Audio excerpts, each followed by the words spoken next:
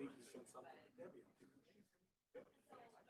And I looked at it and think, there you go. You're straight to the show. Definitely one. It was a super one. Yeah, I got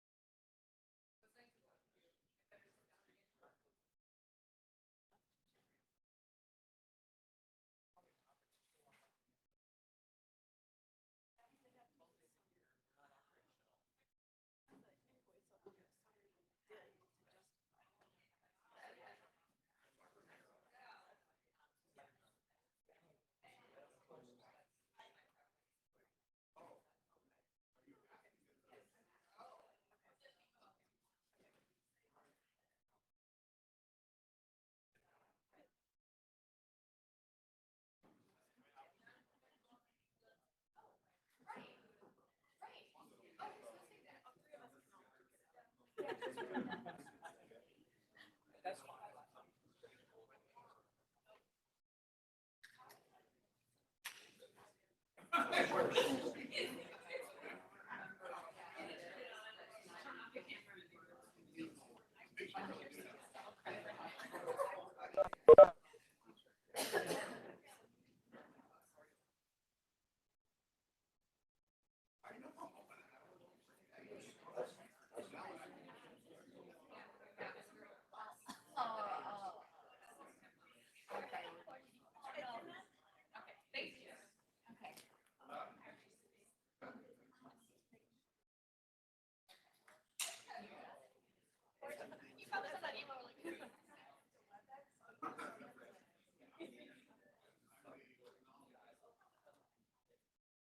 Cheers.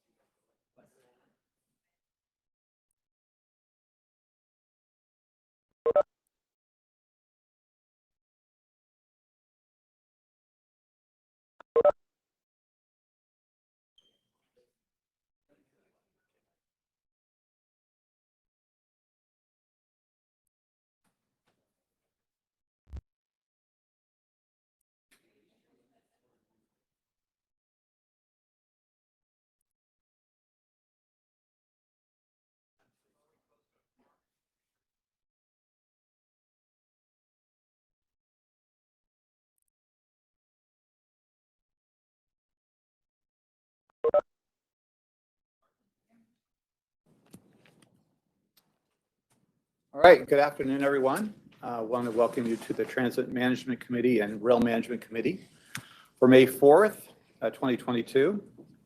Welcome, everybody. We're going to ask, oh, here comes Mario. Perfect. Now we're complete. We do need to do roll call for attendance, right? Will you do that for us, please? Yes. City of Avondale, Shirlene Pinella. City of Buckeye, Dan Cotterman. I see him on the WebEx. City of Chandler, Ryan Peters. Here. City of El Mirage, Autumn Grooms. Town of Fountain Hills, Dave Trimble. I see him on the WebEx. Town of Gilbert, Mary Goodman. This is Stephanie Bubenheim sitting as proxy for Mary Goodman. Thank you, Stephanie. City of Glendale, Kevin Link. Here. City of Goodyear, Julie Cairns. Here. Maricopa County, Jacqueline Edwards or Cameron Dowling. I see Cameron on the WebEx. City of Mesa, Chris Brady. Here. City of Peoria, Eric Strunk. City of Phoenix, Mario Paniagua. Here. Town of Queen Creek, Bruce Gardner. Here. City of Scottsdale, Mark Melanchenko. Here. City of Surprise, Mike Gent or Tracy. Tracy Montgomery's on for Mike Gent. Thank you. City of Tempe, Eric Iverson. Here. Chair, we can begin. Thank you, Pat.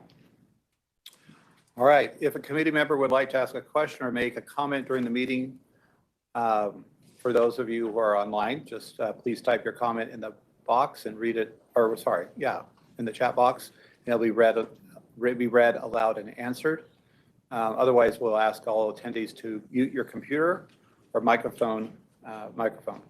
All right, at this time, we'll start with public comment. Public comment will be provided with an opportunity at this time to address the committee on non-agenda items and all call to action items.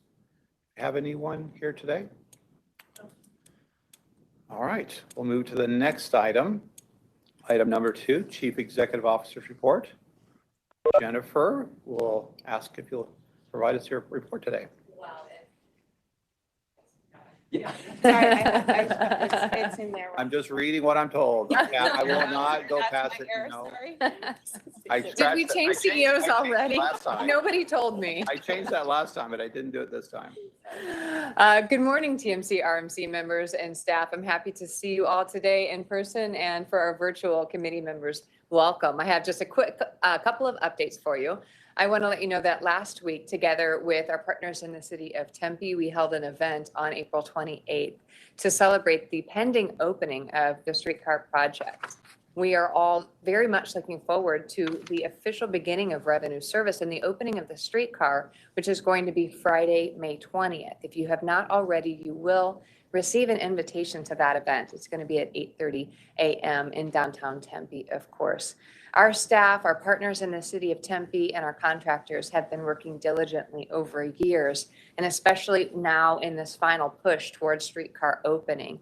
I commend them for their hard work. It's going very well. And of course, this project would not be possible without funding provided through the Federal Transit Administration, the city of Tempe, and their private partners, as well as local funds provided here within the region and from the city of Tempe. So we look forward to this next expansion of Valley Metro service in the beginning, hopefully, of our first streetcar alignment.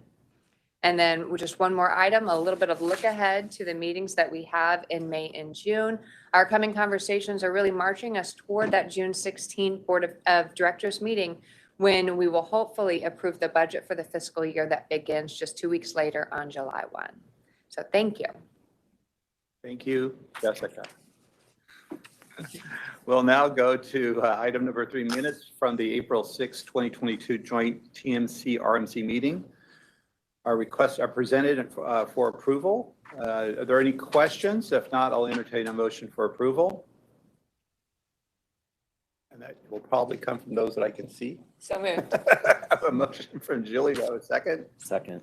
Second from Eric. Thank you. We have a motion, a second, for approval of the April 6, 2022 joint meetings. All those in favor, we're going to not do roll call. I've been given that option, if that's okay with everyone. So if you're online, your name's not going to be called, so just ask you to make your vote known. So all those in favor, please say aye. Aye. Any nays? Thank you very much. Okay, it's that item is approved. All right, we'll now go to item 4, planning and community relations support services contract extension and additional funding. Jessica, will you introduce this item for us? Yeah, good morning. I'm going to ask Henry Ikwit-Ikwa and Robert Forrest to address this item.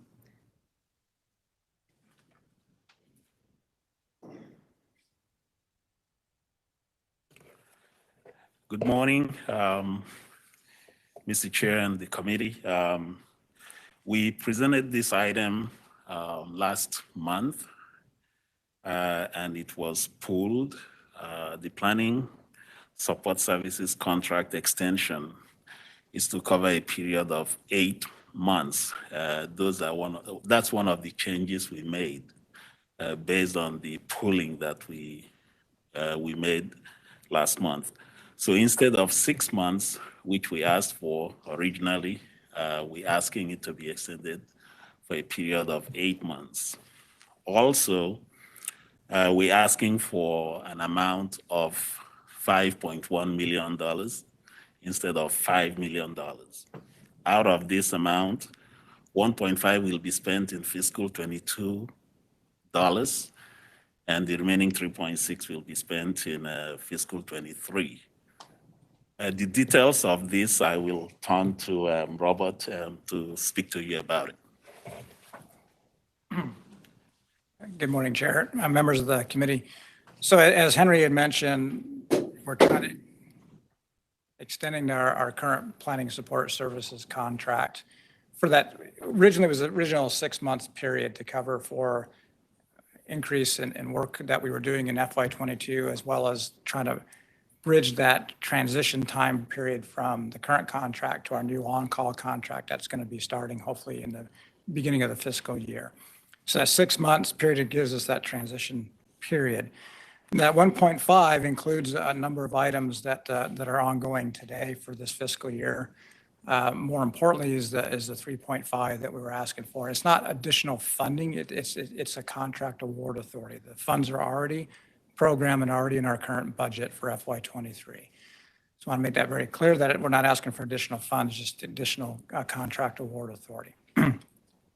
The items that are going for next fiscal year include continued community relations outreach efforts for a couple of our projects, the Northwest Phase 2 extension, our South Central Downtown Hub extension project, as well as our CapEx, some service planning activities as we continue to do service changes throughout the year, as well as our outreach efforts for our reduced ID fares. So what we're looking for is extend the contract. Originally, like I said, it was 6 months. As Henry had mentioned, the plan, the community relations is going to be extended out a little bit longer to try to get through that procurement process or that solicitation. So as a result of pushing that out a couple of months, or trying to get that one going for a couple of months, we're asking for that additional 2 months from what was in the memo last month. So instead of 6 months, now we're looking at a total of 8 months. We still plan on only trying to extend the planning side, which is the capital development portion of it, by that 6 months, and then increasing it another 2 months to cover up for the community relations side. And so, as I said, that 3.5, or now it's actually 3.6, because extending that other part out for the community relations did increase that, our ask, or the award authority by another $100,000 to cover those 2 months. With that, I'd be happy to entertain any questions that anybody has. Can please help me with this. Sure. So I think it sounds like, is there at least two things going on here? There's one, trying to bridge the time when the current contract term expires and extending that long enough to procure a new contract? Correct. So right now, our current planning support services, the PCR contract ends at the end of this fiscal year, June 30th. Okay. So we're also have on the planning support services side, so there's 2 contracts that we're trying to go through and solicit. One was for planning support services contract. That one includes service planning, capital development planning, environmental planning, as well as graphics and visualization. The other part of that was to go out and procure an on-call for community relations. And so those were kind of going at the same time. Both those, actually, all of them were a part of the PCRSS at this point. So beginning of the fiscal year, we'll have an on-call for the planning services, and then we'll have a separate on-call for community relations services. So there'll be 2 different on-call services. So you're asking. Yeah, how long does it take to procure these services? I guess that's why I'm kind of getting hung up on the number of months, I guess, on the. So right now, the other item on our agenda for today is our planning support services. So we have made, our selection committee has made a recommendation for those on-call contracts. We can't move forward with negotiating all the items on those contracts until the board approves that in May. We're not 100% sure how long it will take once we get them under contract to go through and negotiate rates. And each time we do a task order for any of the projects that we have coming up, there's a number of steps that we have to go through. That's developing a scope of work, doing an independent cost estimate, negotiating any additional rates or classifications that we didn't have. So there's a time period in there. We're not quite sure what that time period is going to be. Wanted to make sure that I provided myself with enough time to transition from the old contract to the new one in a timely manner. So we're not rushing it, but also didn't want to set ourselves up or having too short of a time frame and not being able to meet that time frame and having to come back in front of the board to ask for another extension underneath that contract. So it says up to 6 months. It doesn't mean we'll take that whole 6 months. It gives us that flexibility to bridge that gap and try to get us under contract. Go ahead, Mario has a question. Thank you, Mr. Chair. So I just want to see if I can help make sure my understanding is correct, and maybe that can help with the broader understanding. Last month, we actually had this item here at the management committee and approved it with a lesser amount for 6 months.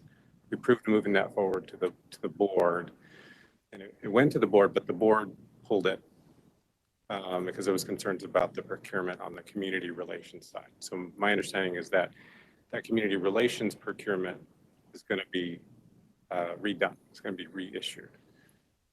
That part's being pulled out. But the thought is to still move forward with the planning portion, which is item 5, and have that move forward while the other procurement takes place. This extension gives time for that re-procurement to happen on the community relations side. It also gives time for negotiations to happen on this planning side of the contract. And then the additional 2 months accounts for the re-procurement on the community relations side. So do I have my understanding correct? Yes, That yes, is correct. yes, Okay. you do. On the planning support services side, we still intend to do the transition within 6 months. On the community relations side, because of the extension of the procurement process, we're going to need an additional 2 months so that we can transition on the community relations side to the CRSS contract. Okay. And that extension necessitated the additional $0.1 million that we're asking for. So thank you, that helps. The one question I want to confirm, and we talked about this, Robert, was even though the contract authority will be there for old contract and new contract, the budget will still stay the same. So the amount that's going to be spent will not be duplicated, or you won't be over the budget. It's just you're not sure if you're going to be spending it on the old or on the new during this transition time. That is correct. Yeah, very correct. There'll be a day certain when we will transition from the old contract to the new contract. So beginning at a certain date, the old contract ends and all activities will shift to the new contract. Okay, thank you. Yes, sir. Thank you, Mr. Chair.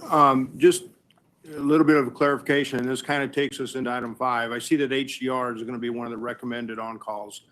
So with all the tasks that they're currently undertaking, I'm assuming, would you think that you would move some of those tasks from HDR to one of the other new on-calls?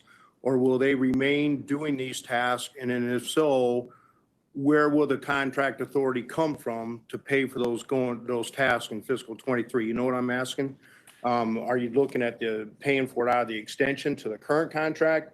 Or will they keep their task, keep going or working on their current task, and then that'll come off the new contract, the on-call contract that takes effect July 1? Our current thought, until the board approves it, is not final. Our current thought is we have scopes that we've already developed for under the old contract, and we're going to look at how effective that has been and if there will be any room for us to make improvements. But we do believe that based on what Robert and his team will evaluate, if the team is working well and we believe the project will be served by keeping the same team, we will keep that team. However, we will still transition from the old contract to the new contract.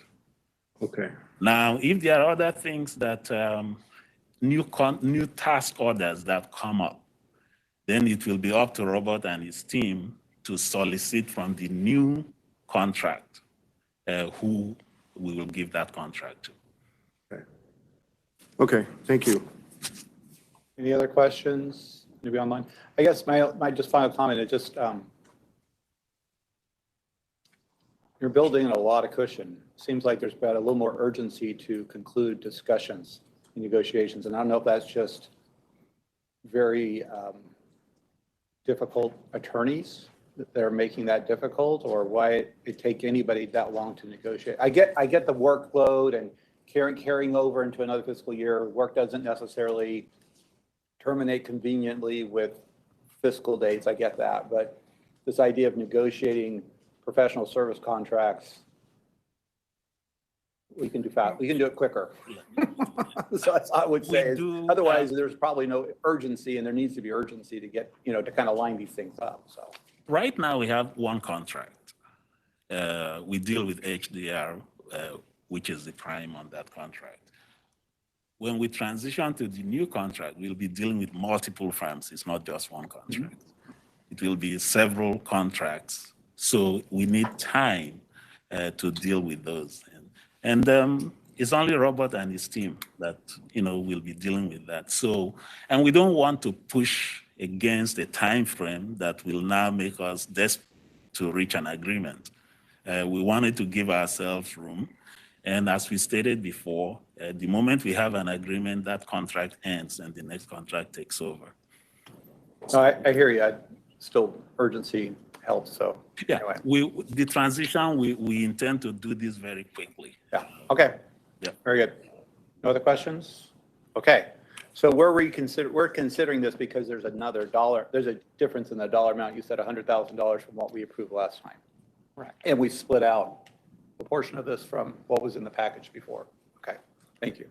All right, so we need a motion and a second to forward to the Board of Directors authorization for the CEO to increase the contract expenditure authority with HDR Engineering to a not to exceed amount of 1.5 million in 2022 and allow for an extension not to exceed eight months. Well, certainly hope not. And 3.6 billion in 23 for a total not to exceed an amount of 5.1 million. I have a motion. So moved, Chair, Mr. Chair. Motion from Kevin. Have a second? Second. Second. From Ryan. We have a motion and a second for approval. All those in favor, please say aye. Aye. Any opposed? That motion passes. Thank you. Thanks, Thank you gentlemen. very much. Thank you. Guess you shouldn't go too far away. Item number 5. Jessica, do you want to introduce this item? So item number 5 is really one half of the conversation that we just had. This is for planning and support services. We will come back to TMC RMC at a later date for a request to advance to the full board procurement of community relations support. So it's that community relations support being peeled back so that we can recompete it to try and elicit greater involvement, especially from our small businesses, including minority and women-owned businesses who work in the fields of community engagement. So that last item and this item is just continuing to give us a little bit more time, same budget and same overall project schedule, but focus on the transition. So now we're ready to ask you to advance the approval of that planning support contract. So Robert and Henry, back to you once again. Jessica, you said something real quick, and I just asked this question. Are you trying to set aside a certain amount of this to get diversity of firms, or do you require that they come together as a package and then score them with like a prime who brings with them minority groups, minority firms to be part of that overall group, or do you try to divide all this up among a variety? What's your approach here? So Chair, this approach which is markedly different from prior approaches, is to separate out what I would consider the technical planning and design support services Okay. work from the community relations and support. So historically, you would find community relations firms acting as subcontractors to the larger firms who are working in the realms of planning and design. So that's one difference. And then another difference is that we will be able to hire or have under contract multiple community engagement and relationship firms. And so that way we can split up the work, and that'll make the field more competitive and more feasible for some of the smaller firms who work in that space to actually do business with us under this contract. So 2 key differences in approach, but we need to spend some time making that more clear and engaging with potential bidders on the community relations support. And so that's what we're doing now. And it takes just a little time. We estimate it's going to add max of 60 days to the process. Right. No, I think having a diverse, especially in community relations, right, and being able to understand different diverse community, I think that's important. I just didn't know whether that was as a package or that procured separately. But go ahead, tell me. Well, as our CEO explained, this is really the second part of what we discussed before. And the planning support services contract is more technical. It's focused on the planning side of things. The community relations will come later on. But this ask is for the board to give the CEO the authority to enter into contracts with the listed firms. Robert will go through the details of what happened in the procurement. So for the on-call, it'll be a series of firms, a number of firms that are outlined in your package. So it's not going to be one contract like we have today with HDR, and everything goes to HDR. We're going to have a list of, they're all listed in here, a number of firms that all applied, the ones that we're moving forward with, the ones at least we're recommending for the different that they had submitted. So for this procurement process, areas that we were looking for was for services to do service planning, project development, which includes like the preliminary engineering, doing alternative analysis, feasibilities, studies, things of that nature. And we also had a category for environmental services, whether that's categorical exclusions or environmental assessments that go along with our major projects, as well as the last group was for graphics and visualization. So we're going to have a series of on-call firms. There's 10 of those that are listed here that will have it as an on-call.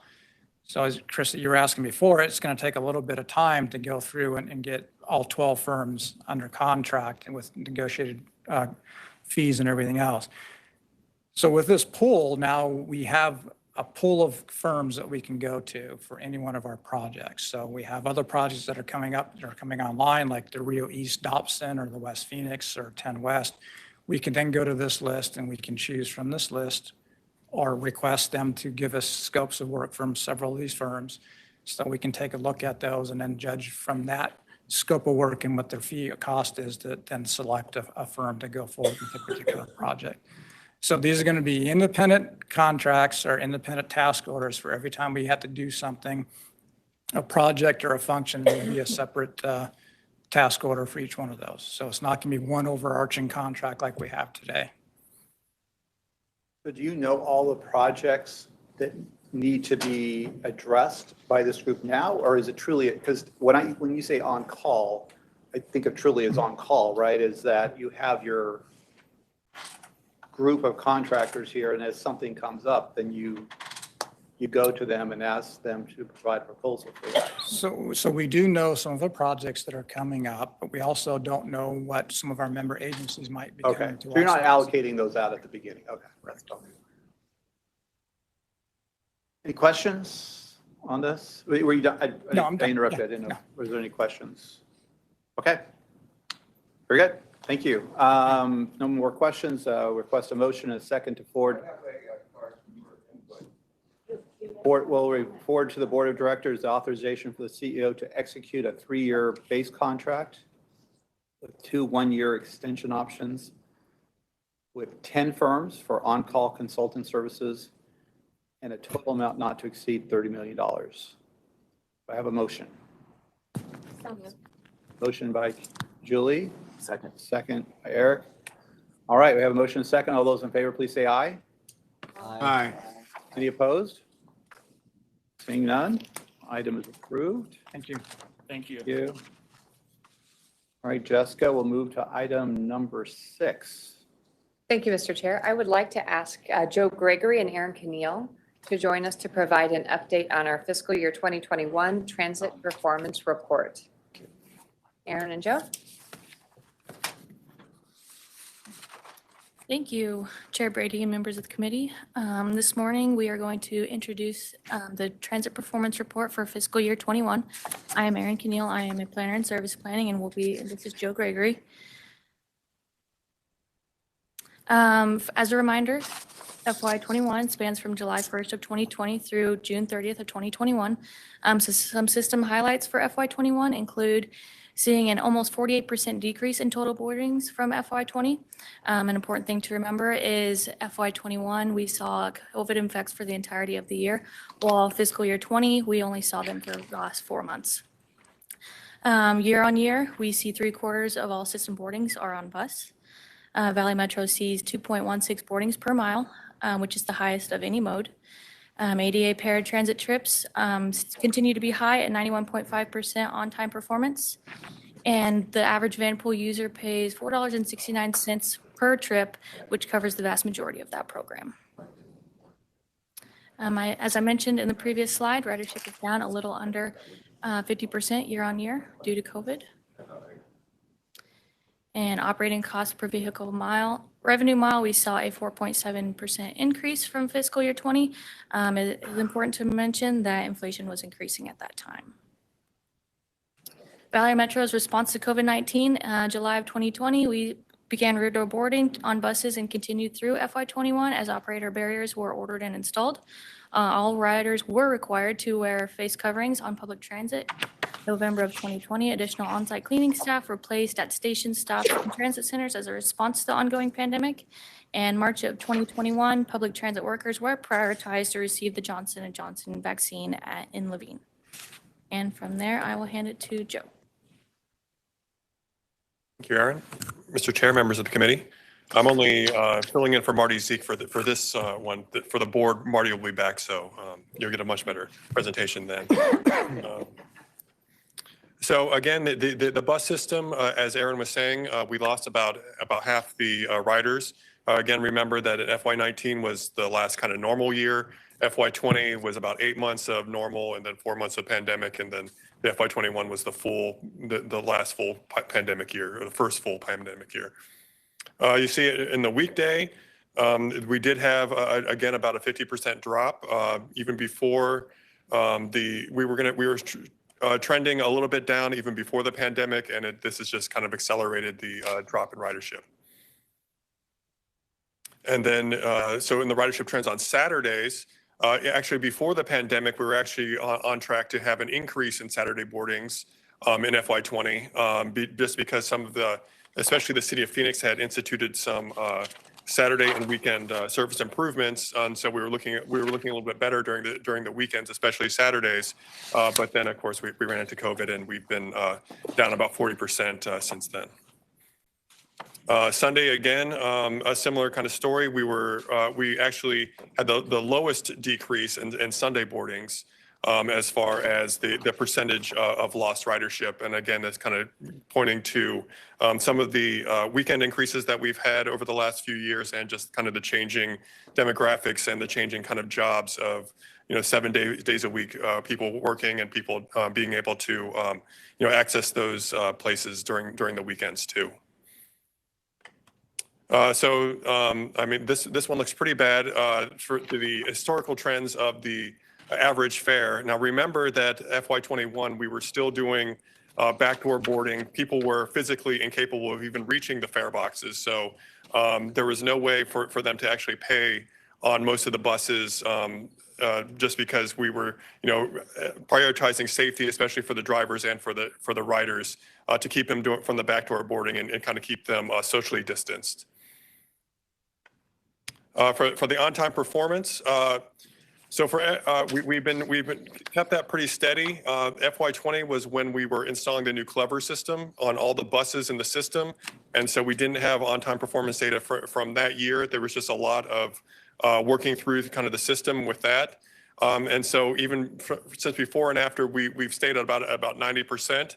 And the other important thing to remember about this is that pre-FY20 and FY19 with our old system, we were a arrival-based on-time performance. So if a bus got there, say 5 minutes late to the stop, it was still on time. Since then, with our new system, with our new technology and capabilities, we've gone to a departure-based system. So now the bus has to leave that time point within 5 minutes for it to be considered on time. So there will be a little bit of difference when you look at some of the on-time performance, but I think we're getting a more accurate, and it's a better customer-focused reporting system that we have now. For the rail, it's a very similar story than what we've had with the bus. Again, we had, we were looking okay in FY20 until the pandemic hit, and then we've had a very high decline FY21. Average fare collected also went down. Again, this was a similar story, not quite the same as on the bus because people still did have access to the TVMs, but we did have a shift in priority as far as our security went, as far as checking tickets and validating all those fares and whatnot. We went to it was more focused on safety, on making sure that people wearing masks, on people being socially distanced, those types of things. So they tended not to do as much fare checking as we did before, and we're coming back to now. Again, with the on-time performance, still keeping it close to about 90%, and we expect it to continue with that. Other than like say with what's going on with the single tracking right now, we'll probably see that reflected in the next one. In Paratransit, again, the on-time performance stayed very high, over 90%. The cost of revenue did go up a little bit in FY20, and it's come back down in FY21. There was a very sharp decrease in the number of trips in FY20, especially when COVID first hit, and it continued into FY21. So the fewer trips we're taking kind of the less the cost is spread out over all those trips. So it goes up a little bit just because there's a certain base level of service that we have to maintain. And then, so compared to our, we wanted to provide the most up-to-date information. So we're reporting only on the select peers, those with FY21 data that were accessible to us. And TPRs years in the past, usually when we compare to our peers, we were using the NTD reports from the previous year, which made a lot of sense at the time because there wasn't much change, in between the years. But moving forward, especially with these COVID years, we are more focusing on comparing year to year, making sure that we're staying within the same fiscal year so that they are all experiencing the same things. I mean, you see here in both bus and rail, we are basically right along with our peers of losing about 50% of the ridership as everyone else. And with that, are there any questions about the TPR or anything else I can answer? Can I ask you a question? How do you factor in when you can't run a bus, right? Because you're short on drivers. So do you just adjust your performance as far as the time, you just spread out the time when the buses are going to be there? Because I mean, there's other things I've seen in our reports, right, where we just don't have as many bus drivers, so we can't run as many buses. So how does that factor into performance as far as timeliness? Yeah, so Mr. Chair, those would count as missed trips. Those wouldn't necessarily count as all, you could classify it one way and say that's all late, but that's not really the case. It's a missed trip. So that basically removes itself from, like say the OTP or those kinds of metrics, and it would go into basically the missed trip column, which is a much worse place than being a little bit late on the bus. I'm just thinking from a customer's perspective. Yeah. You don't know that bus isn't running that day. It's a miss. Yeah, and those. I understand what you're trying to do. I'm just thinking from a customer.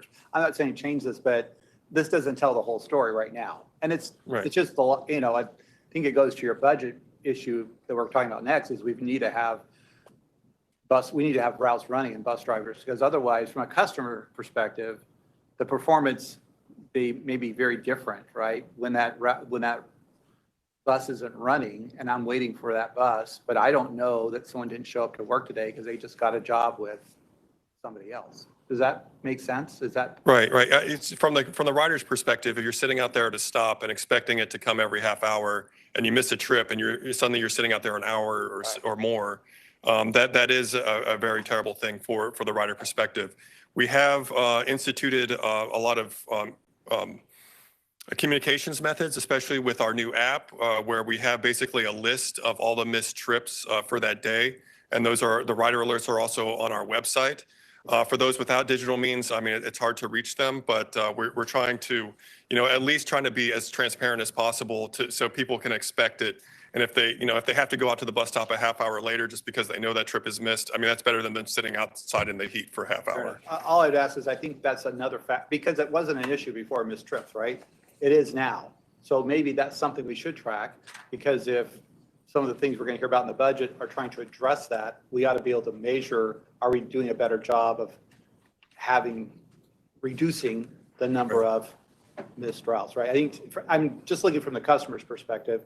All this is legit, but I'm also thinking, how are we improving that experience? Chair Brady, if I may. So we owe you a couple of different pieces of information, and actually we just met on this yesterday. Number one would be a recurring update on our workforce shortage, how short we are in different worker categories, what we're doing to ameliorate the impact of that on our customers, and how we're digging out of that shortage hole. Part of that communication will include missed trips, and that's something that I'd like to provide to you on a monthly basis moving forward while we're transitioning through this period. And then the other piece that I think I'm hearing from you that you'd like to know is how we're pivoting over the course of the service day. So what happens when a trip isn't there? And there are some things that we can do operationally.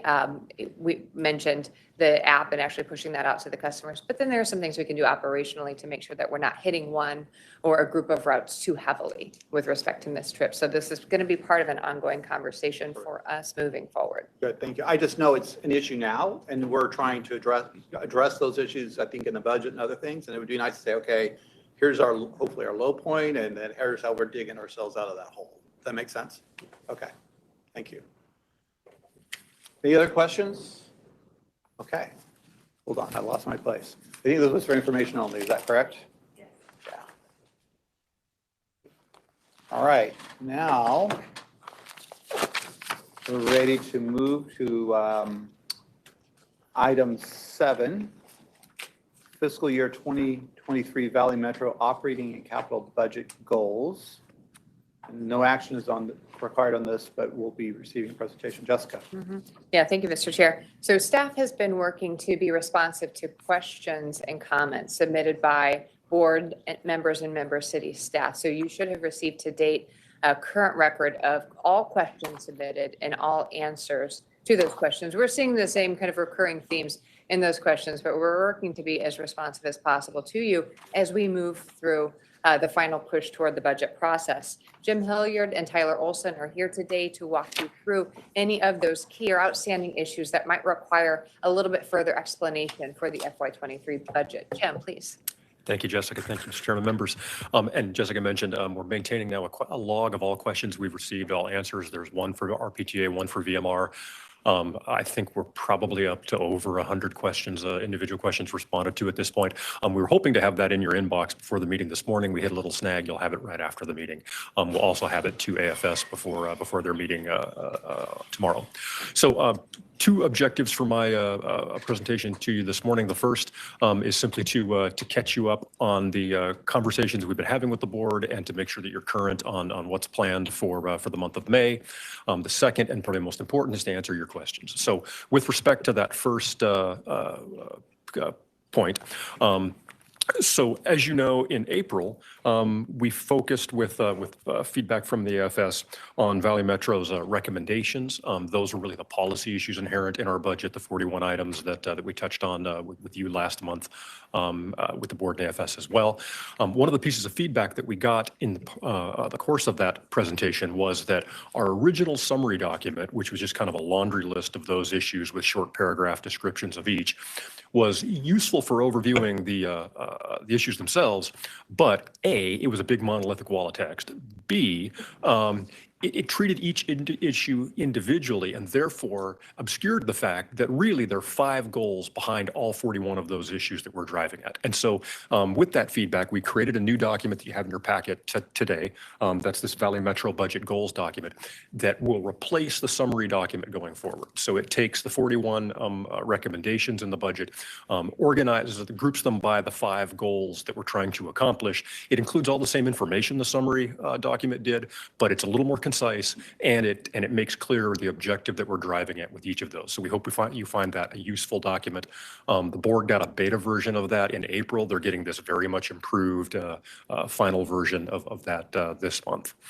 The second thing I'll highlight is now in May, the plan is to turn our conversation from the policy issues to those issues that are inflationary and continuing costs. The inflammatory issues, those come later. So that are inflationary or continuing costs. So the presentation in your packet will be shared with AFS tomorrow and with probably some incorporation of their feedback with the board in May. It really does 2 things. I'm not going to go through it in depth with you because I think most of it is probably fairly straightforward for this audience. It really incorporates 2 things. The first is an overview of the 8 items that make up 93% of the inflationary and continuing cost items in the budget. And so there's a couple slides on each of those, just making clear what they are. And as you'll see if you flip through it, they essentially fall into 2 categories. The first is arithmetic. You have a contract, it involves a rate that changes from X to Y over the course of the year. Service revenue miles are going from A to B, you do the math against the 2, and that's the new cost, right? And so an awful lot of the things involved in the continuing commitments and inflation categories are simply that. There's really no decision-making to be made there. The other category of changes here are where we're forecasting what something will be in the future. Gas prices is one example, paratransit ridership is another. In these cases, we want to make really clear the assumptions that we're making, but we also want to have a dialogue staff on how we came to those assumptions, and we're very open to changing them. So for example, a perfect example of that are paratransit ridership estimates. So we've estimated what we think paratransit and ride choice ridership will be for the upcoming years. And we do so trying to create a little bit of a margin of safety for cities because at the end of the day, our estimates are relevant. What you're going to pay is who actually shows up to ride. And so our priority is to try to make sure that cities aren't caught with greater ridership than they were anticipating and then having to come up with money mid-year. There are some cities that like to cut that margin a little finer. Mesa is a great example. And so we've been in the last week or two working with Jody and Ed on how we refine those estimates. And that is their decision to make. And so so they've come back with us with hey, we think you're a little over optimistic on the paratransit side, and we think this is a better number, and that's the number we're going to go to. It's not reflected in the document you have before you just yet because those conversations have been playing out in the last couple of days. We wanted to have a little more discussion about ride choice because we think that one probably has a little more risk associated with it. But at the end of the day, your city will make the decision. That's what we'll put in the budget. That's what we'll put in the IGA. And then you're going to pay the actual. Right. So it's important to recognize those conversations are happening, but they're not really decision points for the board per se, because at the end of the day, you're going to pay the actual. So those are the two kind of categories of things we talk about in the deck that you have before you. I go over the big rocks in that discussion, which I say is more than 90% of the total funding, and then we'll just open it up for questions to both the AFS and the board. So, I mean, that's really where we're at with this process. In June, we will have talked about all the policy issues. We will have talked about all of the more technical issues. And then in June, I think it's really sort of open Q&A with the board, with AFS, sort of to bring this home and for the board to decide, the budget that it chooses to adopt for both agencies go forward. So that's the status of that discussion. I think the most important thing we'll do today is answer your questions. So what can I help with? Thanks, Jim. Can I just make sure I start from the right starting point in this, looking at this? So last year, 2022, board adopted a operating budget of just under 209 million. Does that sound correct? I saw 208.9. That sound right? And last year, we approved about $12.4 million, and improvements was about 6%. Does that sound? I'm just trying to put a historical perspective, trying to understand where we're from there, and then this year where we're going. That 208, 209, does that sound right for operating? Yeah, that's about right. I think it was 167 million for RPTA and about 80 million for VMR. So I saw a number. If it's wrong, you need to go change your webpage. But anyway, so there was about 12.4 million in additional increases last year for about 6%. I guess what I'm trying to get a magnitude is, where's this budget growing to? Because when I added up everything you presented in the document we have, recognizing you're holding the amount we can't see because of contingency for insurance and the contracts with the third party, I think. So I don't know what those are, but I saw 9.5 million without those. So I just don't know how that's, I'm just trying to put a sense of magnitude from what happened last year. Your forecast for this year and your 5-year forecast for operating was 219. So I don't know, with that 9 million, 9.5, 9.6 on top of the 208, plus the contingencies, and I get those for forecasts, but I'm just, part of my question would be, if we're way off the forecast, then what changed from what we thought last year was going to happen this year? Those are kind of, so does any of that make sense? Completely does. It's a terrific question because there's so many moving pieces, both micro and macro here, that it's. I'm trying to stay up here for just a second. I'm with you. Only for a second. Yep. Just stay up here. So. Absolutely. I think I can help with that. So on the RPTA side, the total year-over-year increase inherent in this budget is $26.4 million. And that is net of the $2.7 million in reductions we took right at the get-go, right? So if you just count the increases and not factor in that decrease, it's actually more like $29 million. Okay. So of that $29 million, all but about 900,000 are inflation or continuing commitments. right? So what's really driving this budget is exactly the deck that you have before you today. Is inflationary costs in fuel, and then the implementation of previously approved contracts, or things like the one-time cost associated with implementing the new fare collection system. So it's absolutely not what any of us anticipated in the 5-year forecast year over year. Okay. We had this explosion in inflation that's blown us out of the waterwork. So if you don't count inflation and continuing commitments, which includes both the COLA that was approved last month, for example, and this contingency that we've been talking about. If you don't count those things, year-over-year cost growth in this budget on the RPTA side would actually be a decrease, because we start out with a $2.7 million reduction and then we're adding in $900,000 in recommendations. So our RPTA would actually be going down year over year if it wasn't for these costs. On the VMR side, the total increase year over year is $19 million. If you net out inflation and continuing costs, our year over year increase is about 2.5 million, which is about 3.5%. So a fairly normal level of growth if we don't, if you set aside inflation and continuing costs. So that's really what's blowing up this budget. So I hear you, Jim, but and I get it, and this is extraordinary. We're all going through the same thing in our budget. I just think it would be helpful to reconcile that, right? I think it's always important for you all to start your budgets out from, okay, here's what we told you, right? And here's what happened last year. Here's what we assumed in the forecast, and then begin to, like you're doing now, but I think you have to start from somewhere, some point of reference. And that 219 for this year is my point of reference when I look at your, you have that budget summary that you have online. That's where I got that number, which I think is the combined number. So I'm just saying, I think that's an important place. I'm just trying to help you as you present this. Sure. The other thing I would ask, that is, I went through all the enhancements that you're proposing. They're not all equal in need or urgency. And I would ask, because this is what, maybe this is just how we do things, but I would ask that you prioritize them from top to bottom. And I hope your employees are at the top.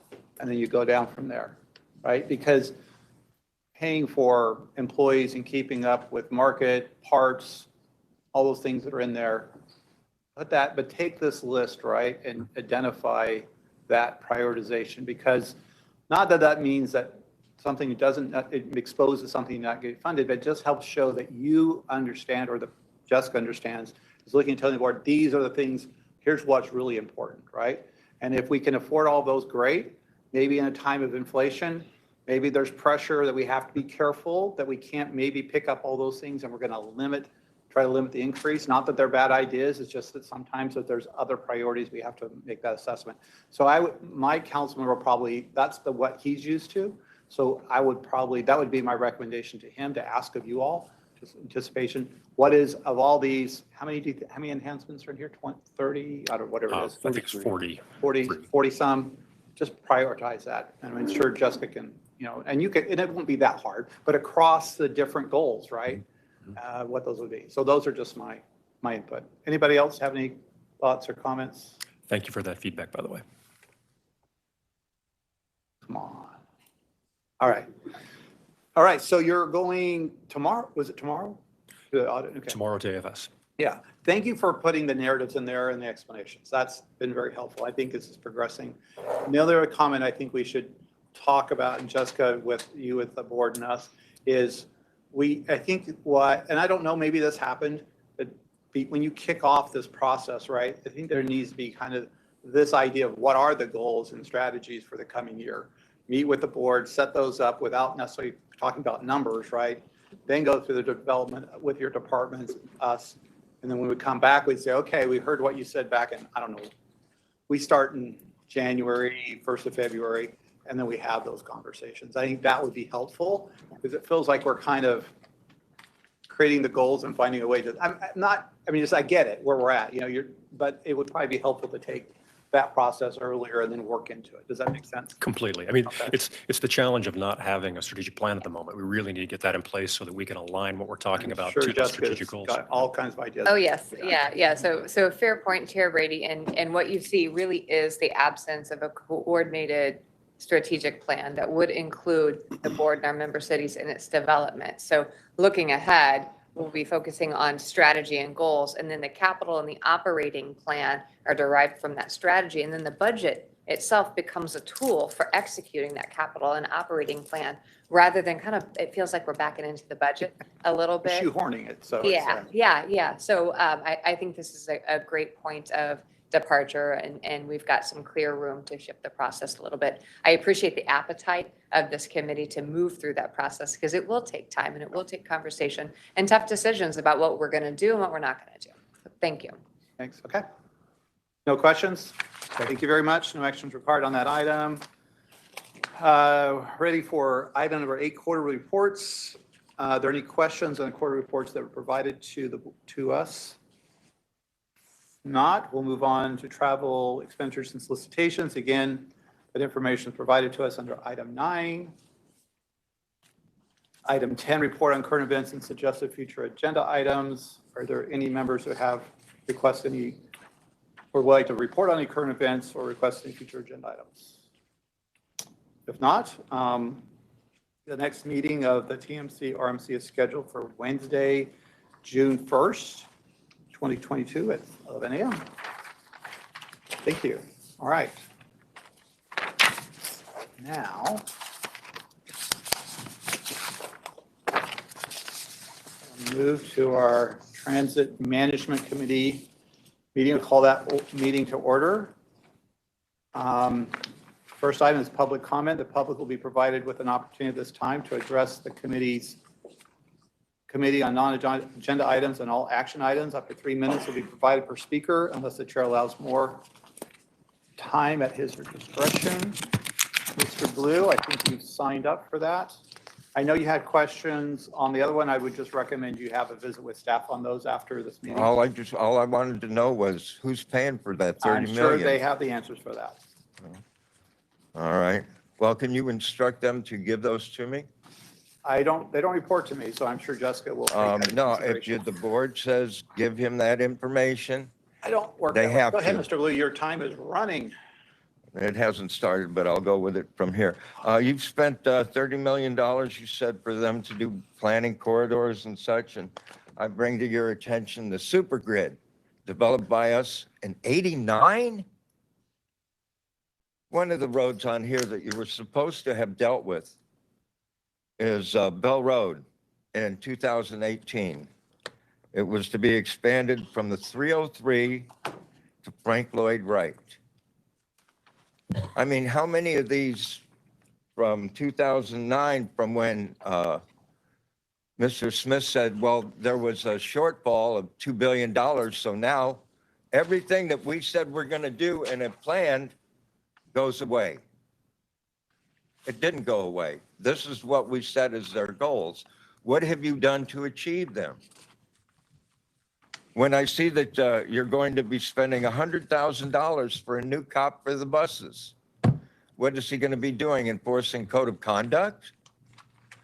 Instead of, what did you do this last year? You eliminated the bus book.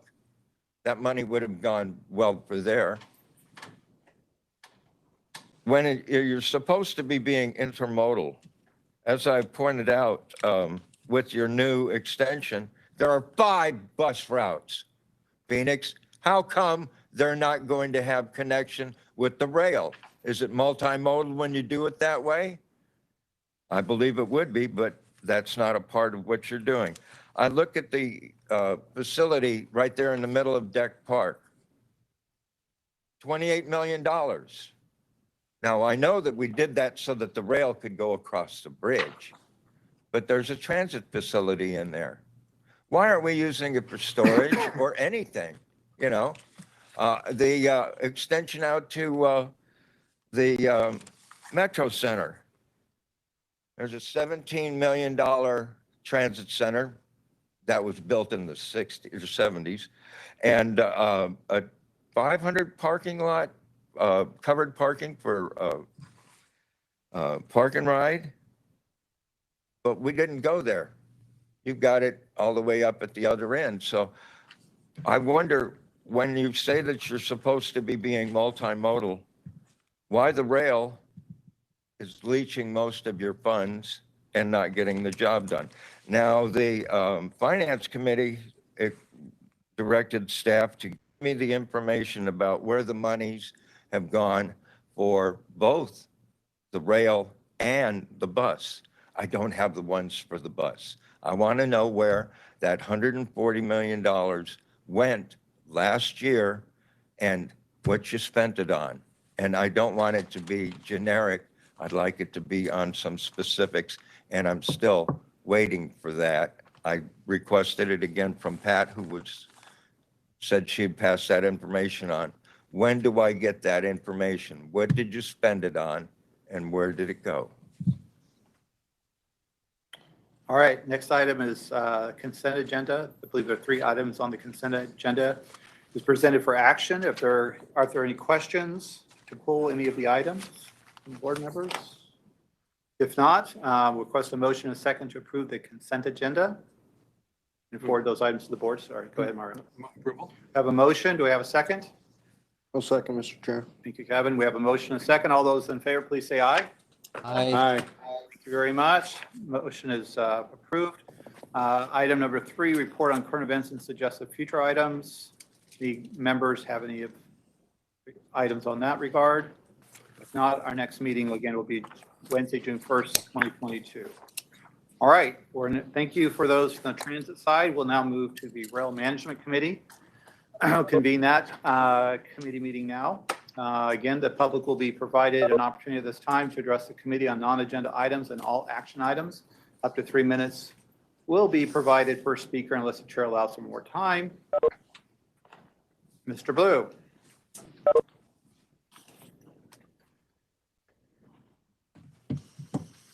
Last week, I spent $800 to get this shirt, being that I won it at the Suns game for dancing. But I used light rail to get there.